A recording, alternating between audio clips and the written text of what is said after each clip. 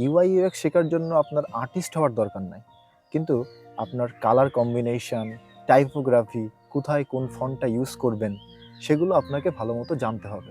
এবং আপনাকে আরও জানতে হবে স্পেসিংটা কিভাবে হবে, অ্যালাইনমেন্টটা কিভাবে হবে, আপনি কিভাবে একটার পর একটা সাজাবেন। আপনার অ্যাপ বা ওয়েবসাইটে আপনি যখন কোনো একটা কালার ইউজ করবেন, আপনাকে থিঙ্ক করতে হবে যে এই যে কালার এবং এই ফন্টগুলা ইউজ করছি, আমি এগুলা কাদেরকে টার্গেট করে দিচ্ছি, এগুলো আপনাকে চিন্তা করতে হবে।